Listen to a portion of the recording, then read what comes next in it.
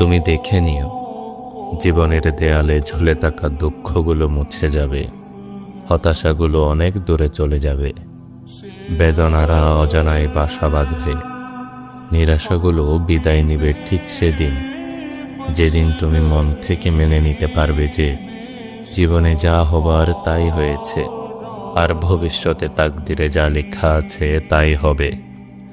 দুঃখ আর আফসোস করে লাভ নেই, পেরেশানি আর দুঃখ করে কখনো তাকদিরের লিখিত জিনিস কখনো পাল্টানো যায় না। তবে তুমি কি জানো, যে মন তাকদিরকে গ্রহণ করতে শিখে সেই মনই প্রথমবারের মতো আল্লাহর রহমতের আসল স্বাদ পায়।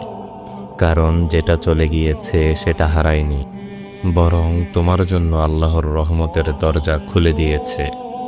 আর যেটা এখনো আসেনি সেটার জন্য আফসোস নয়, বরং আল্লাহর উপর অন্ধ ভরসা রেখেই অপেক্ষা করতে হয়। তুমি দেখে নিও, যে চোখ কেঁদেছে হারানোর জন্য, একদিন সেই চোখই হাসবে আল্লাহর দেওয়া নতুন কোনো নিয়ামতে। শুধু এখন এই সময়টাই ধৈর্য হারিও না, কারণ তোমার দুঃখের মধ্যেই লুকিয়ে আছে তোমার রবের পরিকল্পনা। এবং রব কখনো বান্দার কান্নাকে অপচয় করেন না, তাই কখনো হতাশ হয়ে যেও না। একদিন বুঝবে, যেটা হয়নি সেটাও ছিল রহমত, আর যেটা হয়েছে সেটাও ছিল রহমতেরই এক রূপ।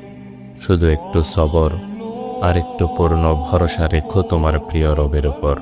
দেখবে জীবনে যত দুঃখ আসুক